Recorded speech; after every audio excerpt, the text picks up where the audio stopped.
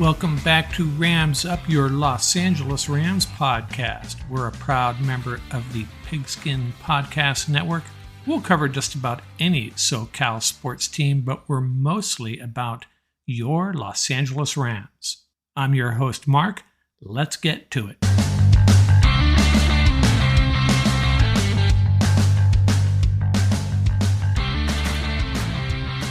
Welcome back, Ram fans, to episode 43 of season 2, and it is 49er week. Rams play the 49ers on Monday night.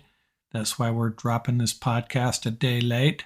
The focus of this episode, a preview of that game, of course. We'll also have our straight-up game picks. Before we get to that, let's get you some injury updates. Brian Allen still not practicing, and neither is Kobe Durant, David Long, or Jordan Fuller. 3 members of our secondary still potentially out for this 49er game. Darion Kendrick, limited due to a concussion he suffered in that Cardinal game. McVay seems to think he will be good to go for the 49er game. By the way, this is the Rams' first injury report for this week, coming out on a Thursday because of the Monday Night Football game. That Friday injury report, which may be out by the time you hear this, that's going to be the big one. That'll tell us a lot more about the prospect of some of these guys playing. And also interesting, McVay is suggesting that Malcolm Brown could be activated for the 49er game. He's currently on the practice squad.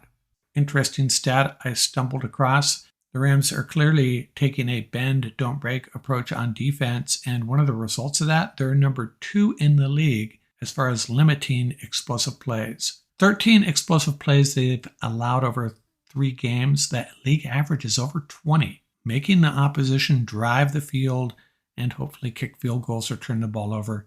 Seems to be working. Except for that Bills game, it's been working pretty darn good. Take a look at the snap counts from the Rams-Cardinal games. The Cardinals ran 83 plays on offense, and Taylor Rapp, by my count, has not missed a defensive snap yet. Bobby Wagner missed 1 snap. He had 82. Ernest Jones, 52. And Terrell Lewis and Justin Hollins sharing duties on the edge. Lewis, though, had 11 more snaps than Hollins. Terrell Burgess getting into some action. You know, a lot of guys banged up in the secondary, so Burgess is in there for 26 snaps. And Grant Haley, with David Long out, 67 snaps. Leapfrogged over Robert Rochelle in that regard. And the new guy, Tack McKinley, 7 snaps. On offense, the Rams only ran 48 plays. Rob Havenstein missed 3 plays when he got rolled up from behind.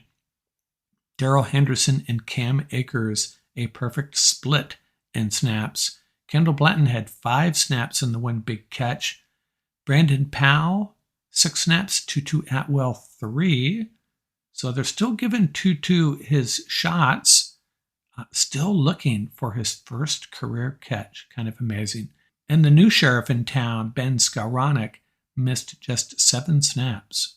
I did want to quickly touch on my loop around the league last week. I totally mangled how I presented the end of the Lions-Vikings game, but I bet you none of you noticed. In my straight-up game pick segment coming up later, I picked the Lions for the 4th straight time, and I'm even taking it one step further. The Lions are my survivor pick this week. How about that? By the way, I was going to include my power rankings in this episode. I shared that on the YouTube channel yesterday. Check that out if you want to. I am not going to share it here. I'm not going to regurgitate it. That was my original idea, but one of my top teams is playing as I'm recording this. So my power rankings are already probably being destroyed as we speak. So we'll get to it another time, but go to the YouTube channel if you want to see those power rankings. We'll be back in a minute. We'll get into this big Rams-Niners game. Football is back, baby. We're back to seeing Stafford slinging beautiful balls all over the field to Cooper Kupp. And hey, if you're heading out to watch a game with a group of friends, maybe hitting your favorite sports bar, why not look your best? You need to get your hands on Manscaped's Lawnmower 4.0 trimmer, which is included in their best valued bundle yet ever, Manscaped's Pocket Rockets, which also, by the way, includes the Weed Whacker, which I talked about last month. And a lot of people don't realize this about the lawnmower. It is great for facial trimming, your beard, your mustache, your neck. That's how I use it. And it's waterproof. You just jump into the shower, no mess to clean up in your bathroom or on your vanity, and off you go. Just holding the lawnmower in your hand, you can tell the quality, and it does an excellent job. I'm telling you, I use it on a regular basis now. So the Pocket Rocket package includes, among other things, the lawnmower and the weed whacker. This has got to be a Super Bowl winning roster, but don't take my word for it. Go to manscaped.com and get 20% off and free shipping with the code RAMSUP. That's 20% off with free shipping at manscaped.com when you use code RAMSUP.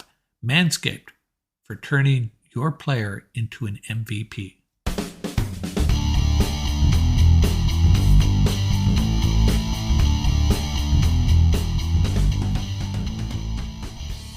Well, here we go again, Ram fans. Rams-Niners football.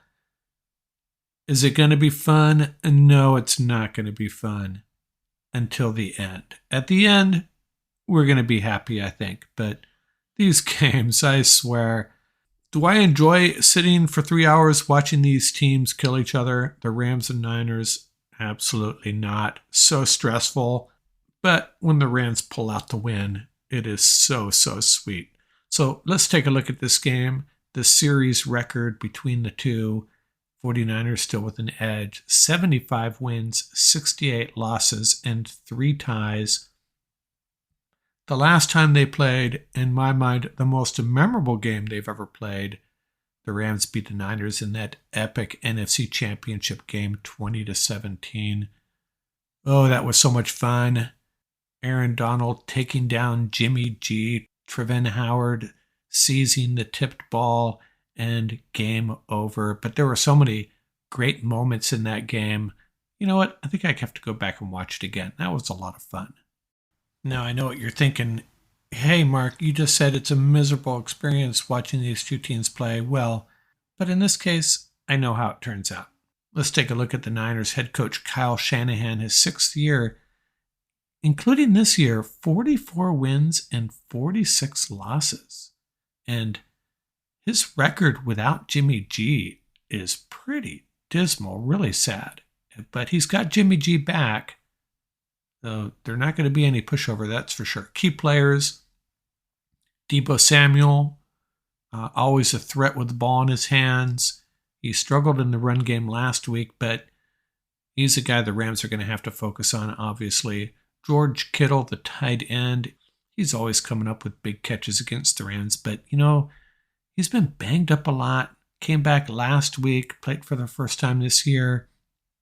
Didn't do a whole lot, but that could change against the Rams. On the defensive side, key guys, Fred Warner, the linebacker, one of the best in the business. Nick Bosa, the defensive end, also one of the best. Jimmy Ward, who holds down that secondary for him, he will miss this game, as will Trent Williams. Suffered a high ankle sprain late in that loss to the Broncos. So that was a double whammy for the Niners. They lose that game to the Broncos, and they lose their best player heading into the game against their biggest rival, the Los Angeles Rams. So, they can't be happy about that. And Aaron Donald and Ashawn Robinson, Leonard Floyd, and those guys are probably licking their chops. No Trent Williams and Jimmy G, not Trey Lance back there. It changes the defensive game plan, and I'll talk a little bit about that in a moment here. Who are their draft picks? Key draft picks. Drake Jackson, the edge rusher out of USC. He's already picked up a sack. Running back Tyrion Davis-Price out of LSU. And he was going to back up Elijah Mitchell. And, they also had Trey Sermon there. Well, guess what? All 3 of these guys are gone. And the rookie Davis-Price is injured, as is Mitchell. Trey Sermon was cut. And Jeff Wilson is the primary guy back there, along with Deebo. Ram Connection, Samson Ebukam, and I don't know if you heard Samson. He kind of took a shot at the Rams before the season started, saying basically that, hey, if he had been used correctly just as a pure edge rusher, his career would be so much further along, suggesting the Rams misused him a little bit. But But hey, he's entitled to his opinion. Hey, maybe he's right. I don't know. Last week against the Broncos, Debo 5 rushes for 6 yards, Jeff Wilson 12 for 75, not too shabby. And like I said, Kittle not really getting it done yet. Brandon Ayuk has been their primary weapon on offense, to be honest.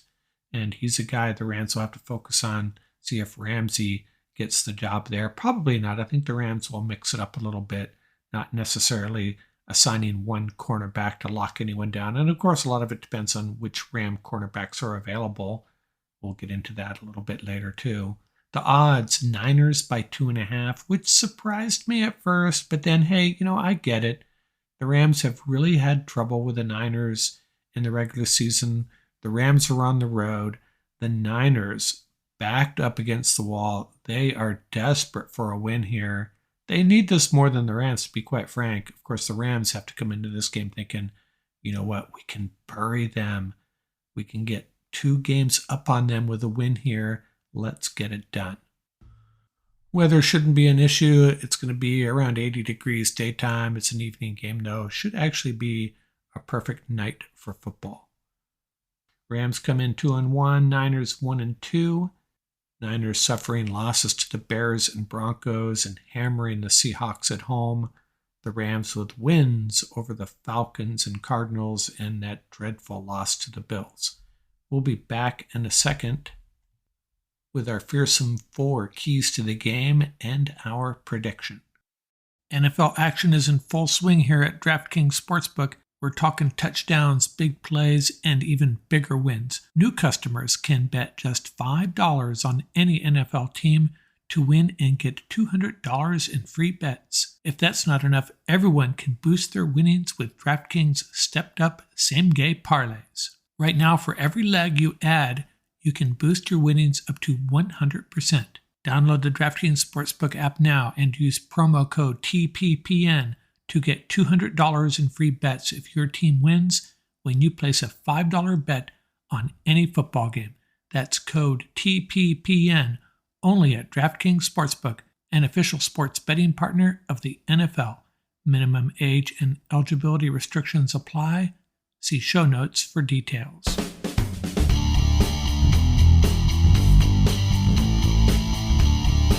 Okay, back to this Ram-Niners game.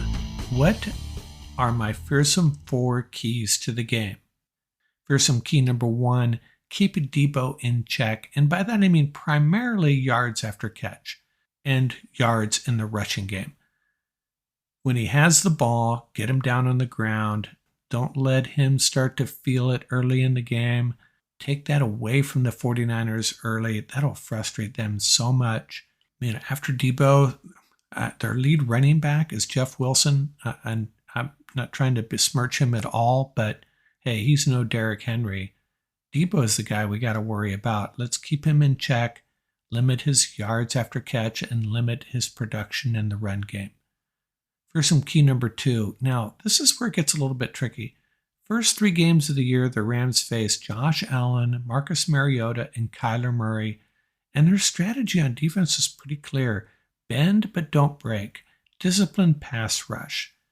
Don't let these quarterbacks extend the play and hurt you with their legs. And the Rams have been fairly successful with that, more so with Mariota and Murray than with Allen. But now you bring on Jimmy G. Now, if it was Trey Lance, I think it would be more of the same. But with Jimmy G, it's a little bit different. Now, I think the Rams are going to mix it up.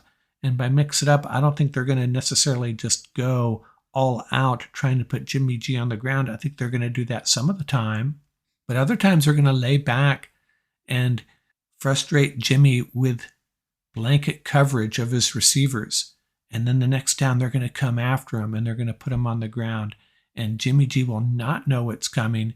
Not knowing what's coming, he's going to get rid of the ball earlier than he should sometimes. Other times he's going to hang on to it too long. He's going to get put on the ground. He's going to fumble. He's going to throw interceptions. At least that's what the hope is. But that's the secret, I think, against Jimmy G, is confusing him, bringing pressure once in a while, laying back, letting him make mistakes. Don't sit back like they have in the previous 3 games and tell Jimmy G, hey, we're not coming after you. put together a 15, 16 play drive. Go ahead. Have at it. Because the 49ers can do that. We have to come after them sometimes, not every time, keep them off balance, and the Rams defense will win this battle. Fearsome key number 3 is win the physical battles on offense. And hey, I'm talking about Ben and that offensive line and Tyler Higbee, guys like that. 49er defense likes to play some smash mouth. We cannot let them punk us. If we punch them in the mouth a couple times on offense, we'll have a leg up on them. Be a big key to this game. And fearsome key number 4, McVay showed a lot of creativity against the Cardinals, and he has to do it again against the 49ers. This is a team that knows us well. We got to find new ways to get our playmakers the ball. Cooper Kupp, his least productive game in a while. Maybe some teams are starting to catch on how to put the clamps on Cooper a little bit. So it's very important McVay gets creative in this one to give his offense a better chance, give his playmakers a better chance of getting the ball in their hands. Let's get Allen Robinson involved, whatever it takes. Make sure we free up Cooper Kupp, get Ben going. Hey, how about handing the ball off to Ben? I'd like to see that. I think we're going to see some fun stuff from McVay in this game, and I think a lot of creativity will go a long way to winning this game for the Rams. And my prediction, I think it's going to be a little bit low scoring. These teams' defenses are both playing really well. Offenses have been a little bit inconsistent. I think the Rams are showing a little bit more life than the 49ers, that's for sure. So I'll take the Rams 23-13. I think the 49ers are going to have a hard time getting into the end zone the way their offense is playing right now with Jimmy G back at the helm. Rams will get a couple scores. Matt Gay will have a big game. Rams 23-13.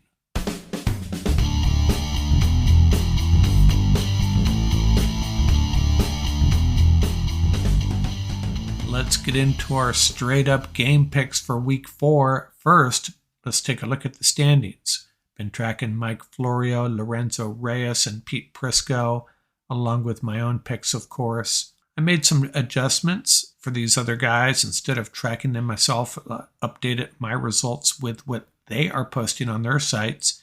And lo and behold, we have a 3-way tie, 26 correct, 22 wrong. That's Pete, Mike, and myself. Remember, I'm giving a correct pick for the tie games. And Lorenzo one behind us at 25 correct and 23 wrong. So pretty tight, and very happy to find myself ahead of Lorenzo. Might be the first time that's ever happened. But let's look at the week 4 games, and every week really presenting some challenges when it comes to these picks.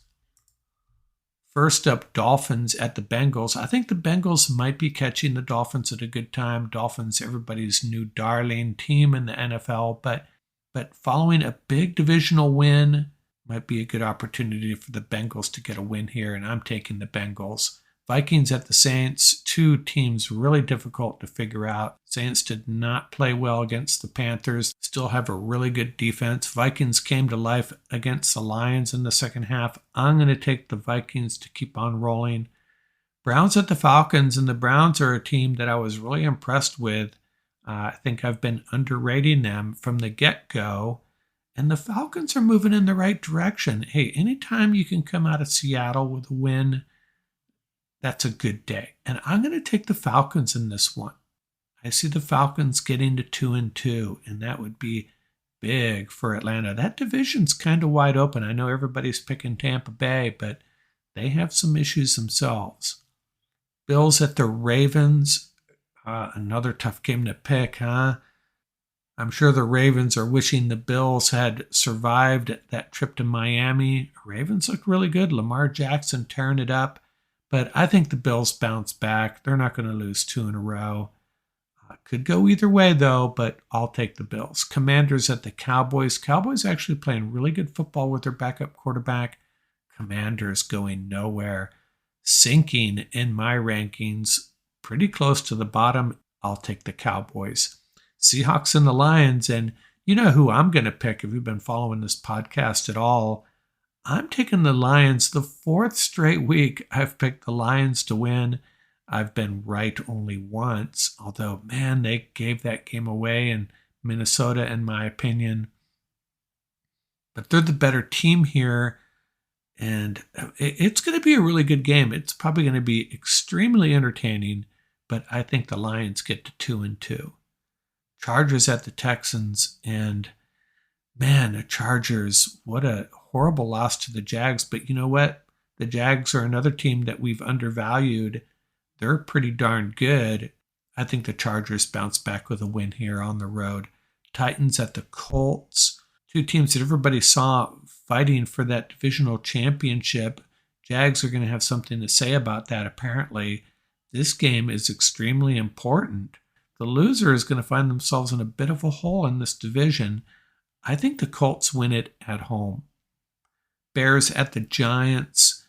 Yeah, this is going to be an ugly game. I watched the Giant-Cowboys game, and neither of those offenses really impressed me.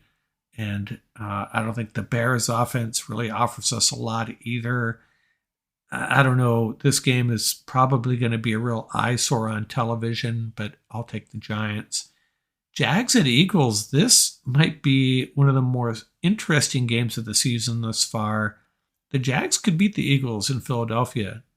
Trust me, this is going to be a highly competitive game.